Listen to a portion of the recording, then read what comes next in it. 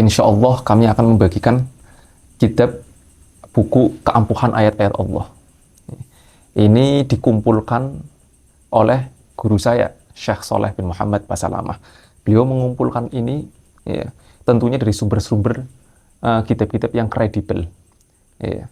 Kemudian di sini beliau mengumpulkan ayat-ayat yang ampuh, ayat-ayat yang luar biasa. Ya, di antaranya ayatul futuh, ayat pembuka segala kebaikan, mungkin akan dibuka kebaikan-kebaikannya, dibuka rizkinya, dibuka pintu hatinya untuk menerima ilmu yang bermanfaat.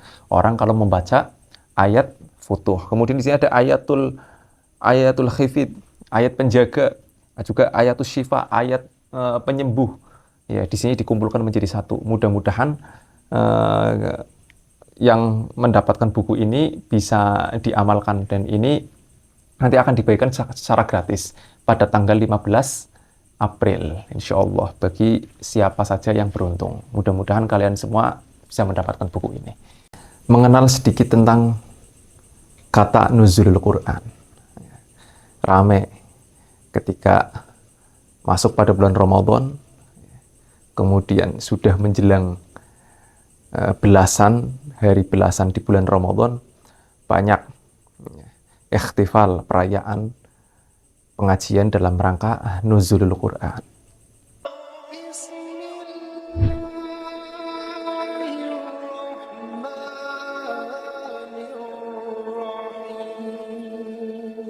Apa sih artinya nuzulul Quran? Nazala yang zilu nuzulan itu artinya turun. Berarti nuzul itu turun, Al-Quran itu kitab Al-Quran. Berarti nuzulul Quran turunnya kitab Al-Quran. Kapan Al-Quran diturunkan? Tepat pada 17 Ramadan. Dan Al-Quran ini memiliki segudang keistimewaan.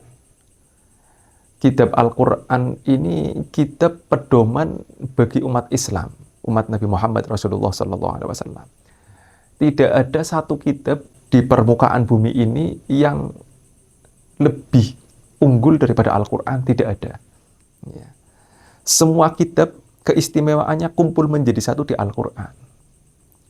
Allah menurunkan kitab, ya, ada kitab Zabur, ada kitab Taurat, ada kitab Injil. Semuanya terkumpul kandungannya, isinya, dan keistimewaannya ada di dalam kitab Al-Quran. Dan hanya satu-satunya kitab yang berani menunjukkan dirinya bahwa kitab ini adalah kitab yang paling istimewa dan tidak ada tandingannya, dan tidak ada satu orang pun yang bisa membuat surat seperti surat dalam Al-Quran. Tidak ada. Hanya kitab Al-Quran. Ya, jadi kitab Al-Quran adalah kitab yang berani menantang semua orang, ya, siapapun itu, dari golongan manusia atau dari golongan jin, ya, tidak akan bisa sanggup untuk menandingi atau bisa membuat seperti kayak kitab Al-Quran. Dan hanya Al-Quran yang berani menantang. Selain kitab Al-Quran tidak ada. Allah sebutkan dalam Al-Quran, wa in kuntum fi raibin mimma nazzalna ala abdina fa'tu bi suratin min mithlih. Allah nyatakan, jika kalian ragu nih, apa kandungan dalam Al-Quran, isinya Al-Quran, ragu, maka datangkan, ya, satu surat yang seperti Al-Quran. Kalau kamu ragu, misalnya ragu nih isi daripada kandungan Al-Quran, tunjukkan, bisa nggak bikin seperti kayak Al-Quran, satu surat saja, nggak bakal mampu. Ini dari begitu istimewanya Al-Quran. Ya. Bahkan Allah mempertegas dalam Al-Quran sendiri, Allah mengatakan apa? Qul la in ijtama'atil insu wal jinnu ala ayyatu bimithli hadzal Qur'an la ya'tuna bimithlihi walau kana ba'duhum li ba'din dhahira. Allah katakan apa? Jika manusia dan jin, ya, mereka saling membantu untuk mendatangkan, membuat seperti yang ada dalam Al-Quran, la ya'tuna bimithlihi, mereka tidak mampu untuk membuat seperti yang ada dalam Al-Quran, walaupun satu surat. Coba manusia dan jin, ya, ba'duhum li ba'din dhahira, saling membantu, tidak bisa. La ya'tuna bimithlihi. mereka tidak akan mampu untuk membuat seperti Al-Quran. Dari begitu istimewanya Al-Quran. Mudah-mudahan ini membuat kita semakin kokoh keimanan kita, ya, dengan masuknya pada bulan Ramadan dan detik-detik masuk pada 17 Ramadan, detik pas bertepatan dengan turunnya Al-Quran, nuzulul Quran. Kemudian banyak keistimewaan di dalam kitab Al-Quran, ya, bacaan-bacaan Al-Quran. Banyak keistimewaan orang-orang yang membaca kitab Al-Quran, ya. Fahmin au bi ghairi fahmin. Ya. Faham atau tidak paham, kalau membaca Al-Quran banyak keistimewaannya. Bahkan Nabi kita Muhammad Rasulullah SAW mengatakan, kata Nabi Muhammad, al-baitul ladzi yuqra'u fihil Qur'an tahduruhul malaikah wa takhruju minhu syayatin. Ini supaya sedikit demi sedikit rumah kita dibacakan Al-Quran. Di rumah kita dibacakan Al-Quran, tahduruhul malaikah. Malaikat akan datang pada rumah tersebut. Masuk pada rumah tersebut. Wa takhruju minhu syayatin. Setannya keluar. Jadi ada dua makhluk Allah nih. Ada setan, ada malaikat. Malaikat disebutkan dalam Al-Quran, ibadun mukramun, hamba-hambanya Allah yang terhormat, hamba-hambanya Allah yang mulia. Malaikat membawa rahmat Allah Subhanahu wa taala. Ya, kebalikannya malaikat, naudzubillah min dzalik, setan. Maksudnya bukan setan yang kita lihat di televisi, bukan. Setan pocong, genderuwo, kuntilanak, dan berbagai macam setan yang lain, bukan. Tapi setan yang mengganggu iman. Setan yang mengganggu perilaku. Setan yang mengganggu pikiran. Setan yang mengganggu keraguan-raguan. Setan yang akan membuat berantakan rumah tangga seseorang.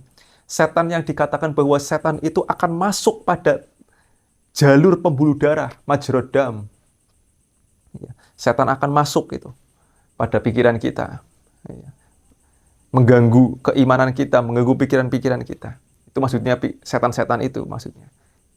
Kalau rumah kita dibacakan Al-Quran, rumah kita akan dimasuki para malaikat dan setannya akan keluar. Coba bayangkan. Kalau rumah kita dimasukkan malaikat. Malaikat tadi saya katakan bahwa malaikat membawa rahmat Allah Subhanahu wa taala. Kehidupannya akan menjadi kehidupan yang akan membawa keharmonisan pada keluarga tersebut. Mungkin anak-anaknya menjadi anak-anak yang berbakti kepada orang tua, nurut. Ya kan? Menjadi keluarga yang sakinah, mawaddah, warahmah. Karena di dalam rumah tersebut dibacakan Al-Quran. Ya kan? Rumah tidak pernah dibacakan Al-Quran. HP-nya rame. Setiap hari mainan HP. TV-nya nyala. Sound-nya nyala. Tapi Al-Quran tidak pernah dibaca. Tadkhuluhul malaikah, yang masuk tadkhuluhus syayatin. Yang masuk apa? Setan. Malaikatnya yang keluar. Makanya kadang-kadang ada suami istri, nggak ada masalah, nggak ada apa, tahu-tahu berantem. Nggak ada apa-apa, nggak ada masalah, tahu-tahu cekcok. Mungkin itu gangguan daripada setan yang masuk karena rumahnya tidak dibacakan Al-Quran. Mari kita introspeksi diri pada diri kita masing-masing. Sudahkah rumah-rumah kita dibacakan Al-Quran? Ini introspeksi kita bagi teman-teman yang sudah berkeluarga atau yang belum keluarga. Khususnya bagi yang sudah berkeluarga. Rumahnya dibacakan Al-Quran supaya adem, supaya harmonis. Supaya kehidupannya menjadi kehidupan yang barokah, dirahmati oleh Allah Subhanahu wa taala. Ya kan? Kalau ada masalah dengan istri itu wajar, tapi kalau ada masalah terus kemungkinan itu tidak dibacakan Al-Quran rumahnya. Oh, aku nggak bisa baca Al-Quran, bagaimana? Ya setidaknya dia baca Qul huwallahu ahad, surat Al-Ikhlas. Ya kan? Ya. Bacalah surat Al-Ikhlas kalau nggak bisa baca Al-Quran. Mungkin surat-surat pendek yang lain bisa. Ya kan? Nabi kita Muhammad Rasulullah SAW mengatakan bahwa orang yang membaca kulhu pahalanya seperti apa? Seperti ke bacaan Al-Quran, bacaan kitab Al-Quran. Berarti kalau membaca tiga surat Al-Ikhlas, Qul huwallahu ahad 3 kali, seperti menghatamkan Al-Quran. Pahalanya itu kan luar biasa. Rumah-rumah yang dibacakan Al-Quran setiap hari, itu penduduk langit melihat rumah yang dibacakan Al-Quran itu seperti kita melihat bintang, kerlip-kerlip cahaya. Subhanallah. Mari kita istiqomahkan teman-teman kita, ya, sedikit demi sedikit membaca Al-Quran, ya. Jangan lalai dengan bacaan-bacaan Al-Quran. Kita punya kitab yang tidak ada bandingannya. Kita punya kitab yang istimewa. Maka rugi orang yang tidak sedikit waktunya diluangkan untuk membaca Al-Quran setiap harinya. Sedikitlah kita luangkan dari kesibukan-kesibukan kita untuk membaca Al-Quran. Supaya rumah kita menjadi rumah yang baik, rumah kita menjadi rumah yang barokah, rumah kita menjadi rumah yang dirahmati oleh Allah Subhanahu wa Ta'ala.